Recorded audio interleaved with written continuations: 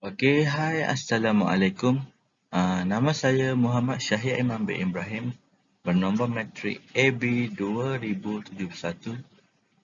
Saya diminta untuk menyediakan video ini berdasarkan program rancangan orientasi sekolah. Singkatannya ialah ROS. Sebelum itu, saya ingin memohon maaf apabila pada hari web seminar tersebut saya tidak dapat menyertai kerana saya ada masalah yang tidak dapat dihindari. Kita teruskan dengan slide seterusnya,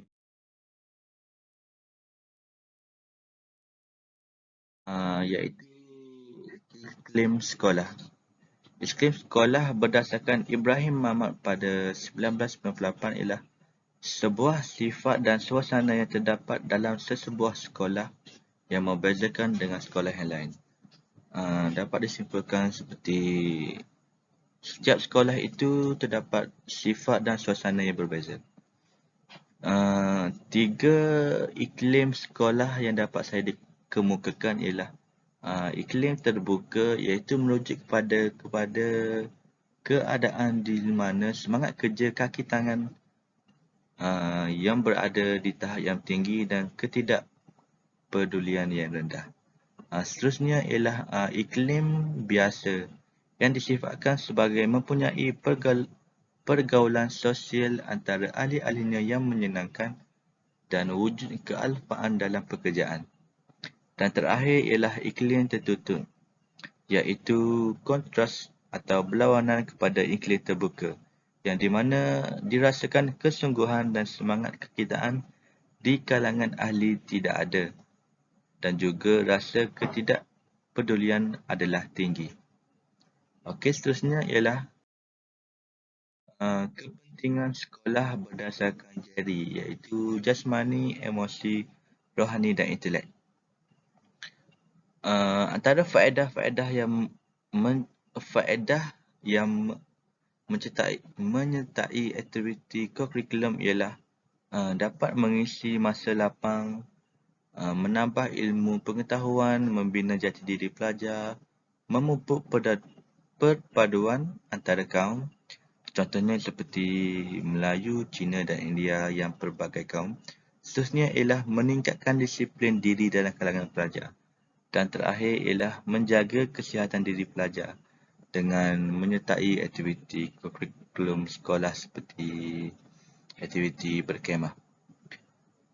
Antara contoh aktiviti perkemahan iaitu kepentingan aktiviti sekolah yang dilaksanakan ditakwin pada setiap tahun ialah murid dapat menggunakan masa yang diperuntukkan kepada mereka untuk menyihatkan tubuh badan dan menajarkan fikiran mereka.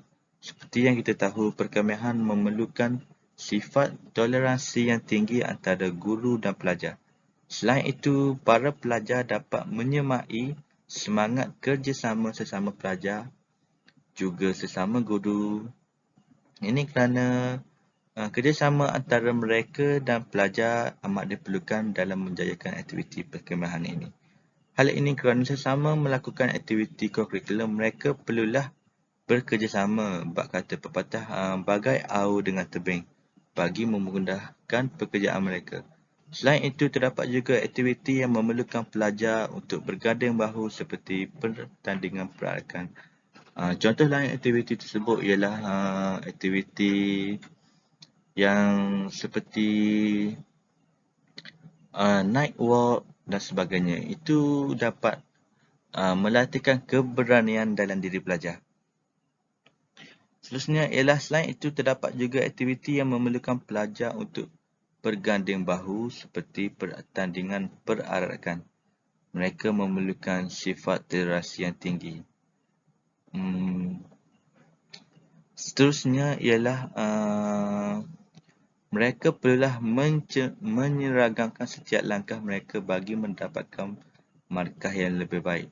Dapat disimpulkan kerjasama yang tinggi amat diperlukan bagi antara pelajar dan guru. Kesimpulannya, kerjasama dapat dipupuk melalui aktiviti kurikulum Seterusnya, kita dapat melatih diri menjadi pemimpin. Sebagai contoh, aktiviti perkemahan memerlukan sifat kepimpinan yang tinggi. Contohnya, seorang pelajar yang dilantik sebagai ketua perlu menjaga anak buahnya supaya mengikuti peraturan yang ditetapkan oleh pelajar dan mengikut SOP yang ditetapkan dalam program tersebut. Hal ini disebabkan oleh setiap badan reform dan kelab persatuan perlu bersatu bagi melahirkan pemimpin yang berwibawa, dan justru itu sifat ini dapat menjadikan mereka sebagai contoh tauladan yang baik untuk menjadi sebagai tunjang pemimpin pada negara pada masa hadapan. Seterusnya ialah saya akan menjelaskan perbezaan antara guru pada abad ke-21 dan sebelumnya. Pada abad yang ke-20, pembelajaran itu dipimpin secara langsung oleh guru, manakala pada abad ini, pembelajaran itu berasaskan kepada murid itu sahaja. Seterusnya, pada abad yang terdahulu, arahan langsung diberikan kepada guru kepada pelajar untuk mereka menyiapkan tugasan mereka. Bagi abad ke-21 pula, pembelajaran kolaboratif antara pelajar dan sesama mereka amat digalakkan kerana pada abad ke-21 ini kita dapat mengetahui bahawa pembelajaran berasaskan secara teknologi ataupun maya. Lebih bersemuka. Sebagai contoh, saya sekarang yang menjalani kursus di Universiti Tun Hussein Malaysia perlu bekerjasama antara pelajar lain walaupun yang berlainan bangsa untuk menyelesaikan tugasan. Berbeza kepada abad yang sebelumnya, pengetahuan langsung diberikan kepada guru kepada pelajar sebagai sumber rujukannya seperti buku dan maklumat lain seperti media sosial seperti Google, YouTube dan selainnya. Pada abad ke-21, kemahiran pelajar amat diperlukan kerana mereka hanya perlu bergantung kepada diri mereka sahaja. Seterusnya ialah pada abad yang terdahulu, kemahiran asas oleh guru amat diperlukan kerana pelajar tidak mengetahui apa-apa pun kecuali disampaikan oleh guru mereka. Berbanding pada abad 21, pemikiran aras tinggi oleh pelajar sangat diperlukan kerana mereka perlu bergantung kepada diri mereka sendiri. Pembelajaran mengikut teori yang disampaikan oleh guru pada abad terdahulu menggunakan buku teks, kamus dewan dan sebagainya digunakan oleh guru kepada pelajar. Manakala guru pada abad ini perlu mempraktikkan contohnya sebagai untuk pengetahuan saya dan umum. Praktikal ini guru tersebut perlu mempraktikkan contohnya eksperimen yang berkaitan sains dan fiksyen kepada pelajar. Kemahiran asas yang digunakan pada abad terdahulu seperti kita tahu seperti kemahiran basic yang menggunakan pembelajaran yang moden lama sangat tidak memuaskan.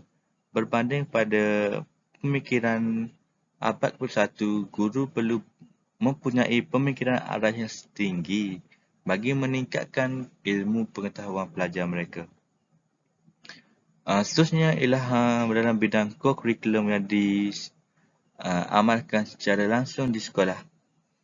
Manakala pada abad 1 ini, pelajar harus berkemahiran untuk hidup dengan sendiri menggunakan ilmu yang dapat mereka perolehi dari media sosial seperti platform YouTube, Google dan selainnya. Co-curriculum juga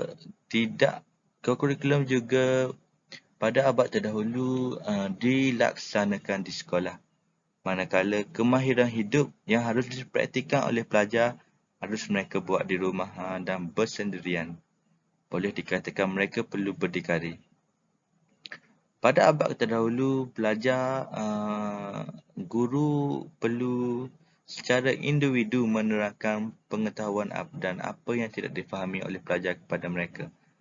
Manakala pada abad ke-21 ini yang menggunakan media sosial seperti Zoom, Google Meet dan selainnya, mereka perlu mempunyai kemahiran untuk hidup secara berkumpulan dan bekerjasama antara mereka. Maafkan saya. Pada abad terdahulu, pembelajaran di dalam bilik darjah adalah casual dan biasa kerana mereka perlu bersemuka dengan guru. Manakala secara pada abad ke-21 ini, mereka hanya perlu menjalani pembelajaran di rumah sahaja. Jadinya, mereka hanya perlu bergantung pada diri mereka sendiri. Pentaksiran sumatif untuk pengetahuan saya, guru hanya berpandukan kepada buku teks dan sumber rujukan yang lain-lain untuk menyampaikan ilmu pengetahuan mereka kepada pelajar. Manakala pada abad ke-21 ini, pentaksiran formatif yang diamalkan oleh pelajar, mereka perlu bergantung pada ilmu yang mereka mencari sendiri. Seperti contoh platform media sosial yang saya nyatakan sebentar tadi. Abad yang terdahulu iaitu abad yang ke-20, pembelajaran yang berasaskan lama, mereka perlu belajar di sekolah. Manakala pada abad 1 ini mereka hanya perlu bergantung kepada teknologi media sosial untuk belajar untuk kehidupan. Seterusnya ialah saya akan nyatakan cabaran di sekolah seperti yang dihadapi oleh guru seperti masalah sosial dan disiplin yang berleluasa yang berpunca daripada ledakan maklumat dan ilmu yang terbentuk global. Seperti yang kita tahu, pelajar ialah seperti kain putih yang perlu diconteng dengan warna yang warna-warni dan tidak kepada yang itu saja. Maafkan saya. Seterusnya ialah tidak kurang juga cabaran yang datang daripada bilangan pelajar yang semakin meningkat hingga wujud kelas terampung, menyebabkan pelajar tersebut terabal. Hal yang sama juga perlu ditelusi bila mana terdapat sekolah yang masih tidak lengkap daripada aspek kemudahan yang diperlukan dalam membantu melancarkan lagi proses pelajaran dan pengajaran berlaku. Contohnya, platform media sosial yang memerlukan akses internet yang kuat. Bukan itu sahaja, malah pengurusan dan pentadbiran sekolah yang berasaskan teknologi memerlukan kemahiran guru yang mahir dalam bidang IT dan peka terhadap perkembangan terkini supaya mereka langsung tidak tertinggal. Seterusnya ialah peranan teknologi dalam pendidikan. Antaranya ialah meningkatkan kecekapan dan keberkesanan belajar dalam hasil pembelajaran. Memberi peluang pembelajaran yang sama kepada semua pelajar dalam pelbagai keupayaan, meningkatkan kemahiran guru dan pelajar, mewujudkan suasana pembelajaran yang menyeronokkan, dan akhir sekali ialah menyediakan proses pengajaran dan pelajaran yang lebih aktif. Sekolah pada abad ini lebih menumpukan teknologi berbanding fizikal lantaran pandemik COVID-19 ini yang kita tidak tahu bila akan berakhir. Semoga-moganya Allah dapat mengakhirkan pandemik ini. Institusi yang tidak menjadikan teknologi sebagai medium utama sebagai platform mengajar akan menyebabkan mereka akan ketinggalan dan dicop sebagai lapuk. Oleh itu, pada abad ini, kejutan dari wabak ini menjadikan budaya baru kepada era persekolahan abad ini. Oleh itu, kita perlu akur dan menghormati keputusan pihak kerajaan tanpa mencicirkan sedikit pun para pelapis tujuan negara, iaitu para pelajar. Mereka berkepentingan akan menjadi pemimpin negara pada suatu hari kelak. Inilah sumber rujukan yang saya dapat berdasarkan video ini.